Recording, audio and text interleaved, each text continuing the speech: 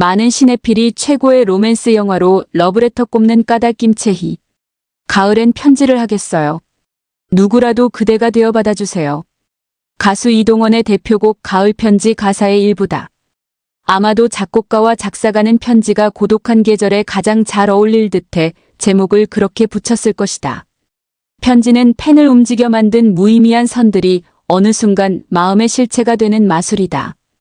하지만 1월 1일 재개봉한 이와이 슌지의 영화 러브레터를 보고 나면 겨울이 가을보다 편지에 더 어울리는 계절이라는 생각이 들지도 모를 일이다.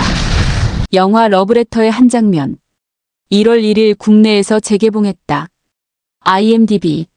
신영복은 육필수기 엽서에서 없는 사람이 살기에는 겨울보다 여름이 낫지만 수영인들은 그렇지 않다고 말한다. 덧붙이길 여름 교도소에서 살을 맞댈 때 인간은 타인을 37도의 열덩어리로 느낀 나머지 존재 자체를 미움의 원인으로 여기지만 겨울에는 옆 사람의 체온으로 추위를 이겨나가는 원시적 우정이 꽃핀다고 했다. 겨울의 원시적 열정이 꽃피는 계절. 우정뿐만 아니라 모든 감정은 사실 차가울 수가 없다. 미움이나 분노 역시 온기에서 시작해 감당할 수 없는 열로 인해 발생한다. 사랑은 오죽할까.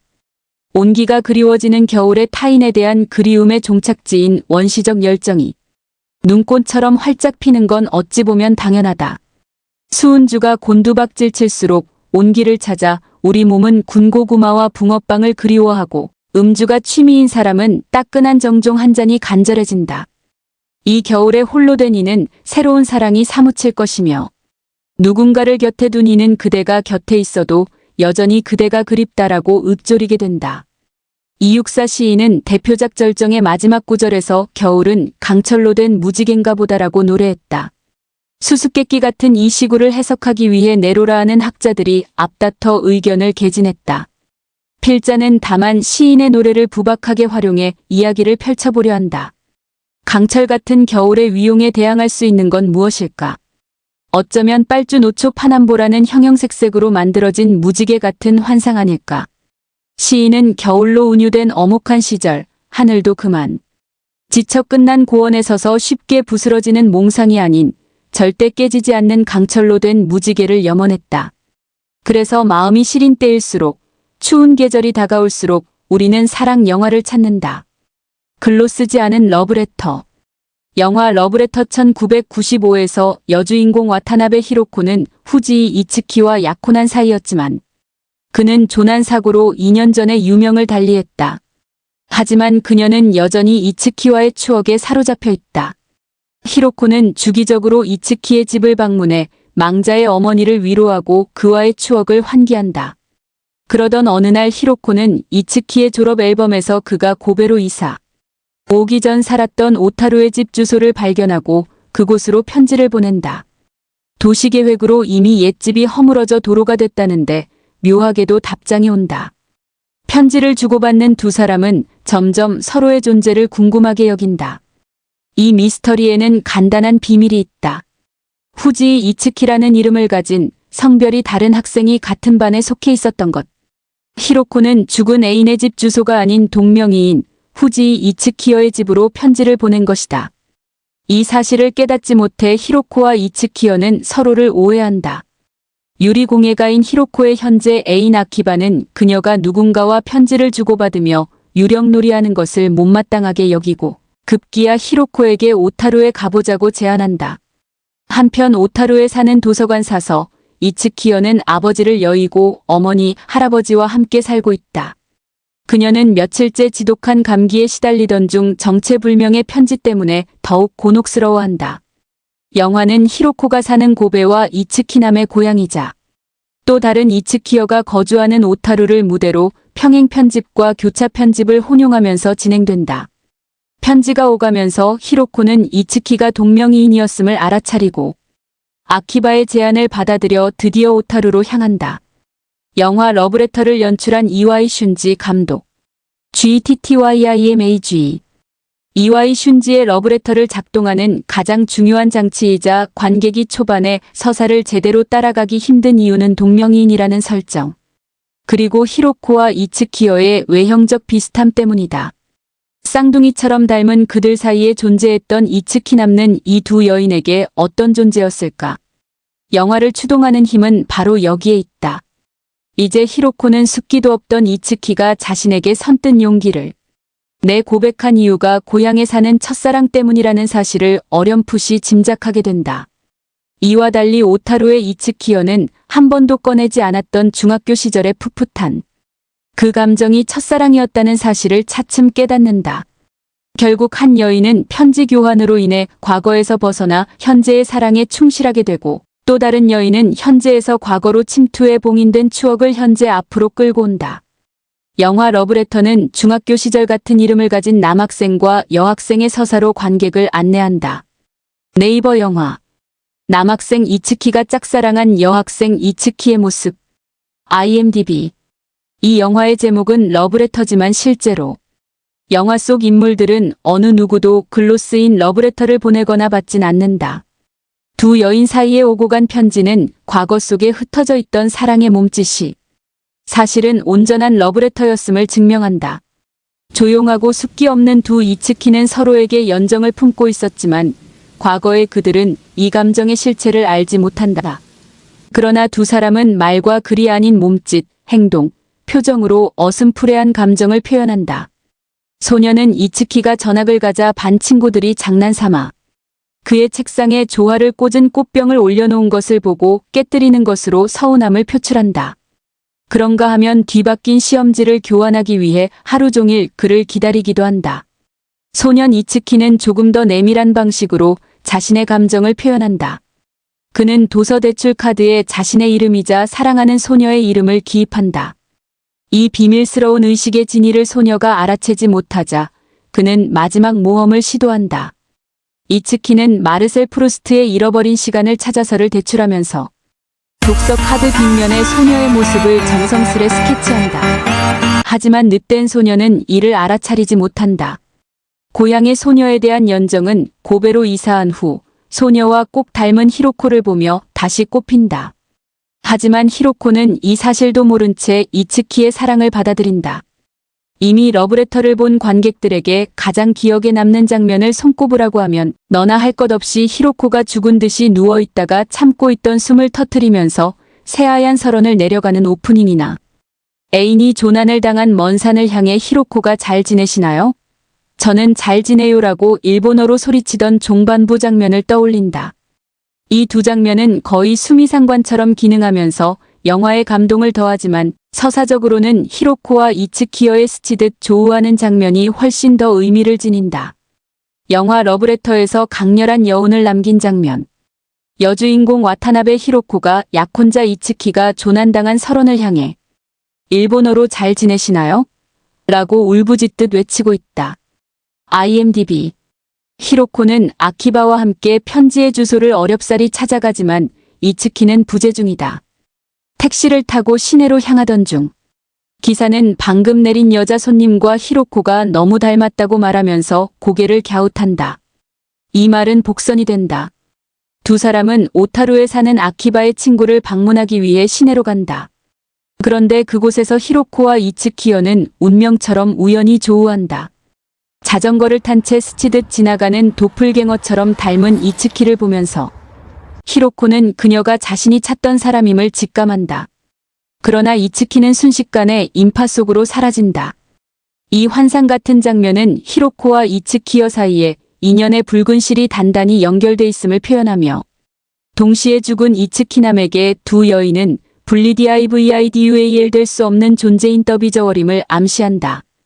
그러므로 이 영화는 두 이츠키 그리고 이츠키어와 히로코라는 분리될 수 없는 개별적 존재들인 더비저월즈의 식별 불가능성을 드라마로 구현한 것이다.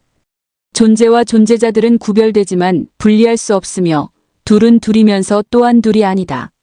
그러므로 불일불이의 세계관에서 존재를 구현하는 존재자들이 이츠키어, 히로코 사이에 위계는 없다. 푸른 산호초. 국경의 긴 터널을 빠져나오자 설국이었다로 시작하는 가와바타 야스나리의 소설. 설국의 무대로 유명한 니가타와 더불어 이전에는 삿포로가 눈의 고장으로 인식됐다. 하지만 러브레터가 개봉한 이후 사람들은 자연스럽게 위에 거론한 두 도시 외에도 오타루를 눈의 명소로 떠올린다.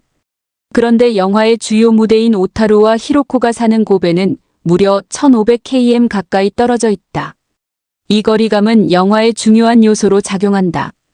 거리감을 이해하기 위해 우리는 푸른 산호초 1980년 일본 가수 마쓰다 세이코가 발표한 노래 에피소드에 초점을 맞춰야 한다. 산장 주인과 아키바는 부지불식간에 푸른 산호초를 흥얼거리고 이를 지켜보던 히로코는 그 이유를 묻는다. 잠시 어리둥절해하던 그들은 조난을 당해 절벽 아래에 홀로 남겨진 상태에서도 이츠키가 푸른 산호초를 불렀다고 답한다. 러브레터는 이츠키남의 사고 과정을 상세히 설명하지 않지만 우리는 산행에 동반했던 동료들이 망자에게 상당한 부채의식을 가지고 있다는 사실을 짐작할 수 있다. 의는 조난당한 이츠키에게 그들이 어떤 도움도 주지 못한 데 기인한 것처럼 보인다. 그래서 동료들은 그의 기일에 나타날 자격이 없다고 여겨 아무도 없는 야밤을 틈타 묘지를 방문하려 한다. 그리고 그가 죽은 후에도 무의식적으로 푸른 산호초를 흥얼거린다. 그러므로 푸른 산호초는 이츠키를 위한 레퀴엠인 셈이다. 그런데 푸른 산호초의 가사는 이츠키남의 입장에서 보면 의미심장하다. 동료들은 평상시에 이츠키가 푸른 산호초를 부른 가수 마쓰다 세이코를 싫어했다고 증언한다. 그렇다면 그는 왜 싫어했다던 가수의 노래를 마지막 순간에 불렀을까? 해답은 푸른 산호초의 가사에 있다. 히로코는 이츠키어와 편지를 교환하면서 갖게 된 심증과 노래 가사를 토대로 어떤 확신에 다다른다. 아, 내 사랑은 남쪽의 바람을 타고 달려가네아. 푸른 바람을 가르며 그 섬으로. 오타루를 떠나 고베로 이사온 이후에도 이츠키 남는 고향에 있는 동명이인 이츠키어를 잊지 못한다. 그래서 그는 남쪽 고베에서 부는 푸른 바람을 타고 그 섬 오타루우로라고 해석될 수 있는 노래 가사를 죽음의 순간에 부른 것이다. 이 영화는 마르셀 프루스트의 소설 잃어버린 시간을 찾아서에서 많은 영감을 받았다. 우리는 잃어버린 시간을 찾기 위해 타임머신을 타고 여행할 필요가 없다. 왜냐하면 잃어버린 시간은 우리 기억에 이미 내재하기 때문이다. 그것은 불수의근처럼 마음대로 움직이거나 소환할 수 없지만 프루스트의 마들렌이 그랬던 것처럼 어떤 물건이나 사건이 계기가 돼 잃었던 기억을 되살리면 그 안에서 우리는 새로운 감각을 경험하게 한다. 그러므로 잃어버린 시간이라는 불수의근을 작동하기 위해서는 특별한 무엇이 필요하다. 독서 대출 카드, 연필 초상화, 학교 교정. 예전 선생님과의 만남은 이츠키어가 과거 속으로 침투할 수 있는 문지방 스레숄드 역할을 한다. 잃어버린 시간 혹은 추억을 소환할 수 있는 존재는 인간이 유일하다. 베르그송이 JNRICONNAISSANCE라 한 이 능력은 생애 필수 조건이며 한편으로는 지평선 밖으로 사라져버린 또 다른 시간을 소환하는 토대가 된다. 이런 이유로 인간은 과거와 현재의 동시적 공존으로 불리며 프랑스 철학자 질 들레즈의 표현대로 시간 이미지 자체인 것이다. 기억나지 않는다고 걱정 말아요 그대. 러브레터는 보는 행위와 동시에 스토리를 재구성하기 꽤 까다로운 작품이다. 이런 작품을 대할 때면 전문가, 집단 역시 디제시스 DIEGESIS라고 하는 예술적 시공간에 가만히 몸을 맡긴다. 그리고 디제시스에서 빠져나올 때쯤 분석 가치가 있다고 판단되면 모든 내공을 동원해 미적 요소를 분석한다. 나는 영화를 본격적 업으로 삼으면서 러브레터를 좋아하는 수많은 시네필을 만났고 그들은 대부분 러브레터를 최고의 로맨스 영화라고 추켜 세웠다. 그런데 정작 영화의 스토리에 대해서는 세세하게 기억나지 않는다고 말한다. 스토리가 아무리 중요하다고 해도 우리는 이것을 분초 단위로 기억할 수 없다. 그러나 기억나지 않는 파편들은 우리의 기억 속에 잠복 중이며 그들끼리 내밀한 작업을 펼친다. 우리가 잊고 있던 장면이나 특별히 중요하다고 생각하지 않은 이미지를 모아 영화는 형식을 만들어낸다. 그러므로 우리가 망각한 영화 속 스토리는 작품의 하부 구조로 변형되기에 굳이 이를 소환하려고 애쓸 필요가 없다. 영화 속에서 이츠키어에 사서 동료는 고베에서 온 이상한 편지 한 구절. 여기에는 벌써 벚꽃이 피려고 한답니다라는 문장에 주목하면서 송신자를 살인마나 변태라고 추측한다. 사서 동료와 이츠키어는 벚꽃과 히로코를 연관 지으면서 가지 모토지로의 벚꽃나무 아래행과 사카구치 안고의 활짝 핀 벚꽃나무 숲 아래라는 작품을 동시에 떠올린다. 이 두 소설은 일본 현대문학사에서 가장 빛나는 유미주의 작품이다. 활짝 핀 벚꽃나무 숲 아래를 집필한 작가 사카구치 안고는 형식에 대해 다음과 같이 작품 속에서 말한 바 있다. 개별적으로 의미를 갖지 못하는 불완전하고도 불가사의한 단편들이 한 곳에 모여 하나의 형식을 완성시킨다. 그런데 그 형식을 분해하면 미는 무의미한 단편으로 돌아간다. 죽음살인과 시체과 벚꽃에 대비되는 이미지를 통해 아름다움을 극단적으로 표출한 선배. 유미주의자의 길을 따라 이와이 슌지 역시 죽음, 추억, 환상, 도플갱어를 뒤섞는다. 그리고 여기에 한번 들으면 도저히 잊히지 않는 레미디오스의 음악과 등장인물들이 흥얼거리던 푸른 산호초래. 덧칠의 강철 무지개와 같은 환상을 만들어낸다. 이것들을 분해하면 지극히 평범한 클리셰가 된다. 러브레터는 이 하찮고 쓸데없는 것들을 한데 묶어 특별한 디제시스에 가둔다. 분해됐다고 생각된 것들은 우리 무의식에 침잠하고 있다. 특별한 순간을 만나기만 한다면 우리는 러브레터와 같은 예술작품을 통해 언제, 어느 때라도 과거를 소환할 수 있다. 그러니 러브레터를 인생 영화라고 생각하면서도 한두 장면밖에 기억나지 않는다고 슬퍼하지 말지어다. 그것은 사라진 것이 아니라 기억나는 한두 장면 안에 송두리째 숨겨져 있다. 벚꽃나무 아래에 시체가 숨겨져 있듯이. 러브레터에서 1인 2역을 연기한 배우 나카야마 미호가 2017년 부산국제영화제에 참석했을 당시의 모습. 그녀는 2024년 12월 6일 사망해 많은 영화팬을 안타깝게 했다. 뉴시스. 추신글을 쓰는 중에 러브레터에서 히로코와 이츠키어 1인 2역을 맡은 배우 나카야마 미호의 사망 소식이 운명처럼 들려왔다. 수없이 패러디되던 그녀의 유명한 대사 오겐키 데스카 와타시와 겐키 데스. 잘 지내시나요? 저는 잘 지내요. 를 나도 모르게 중얼거렸다. 그러다가 문득 나는 그녀는 정말 잘 지내는 것일까? 라고 자문하게 된다. 꼬리에 꼬리를 무는 상념. 이것이 바로 예술이 가진 위대한 힘이 아닐까?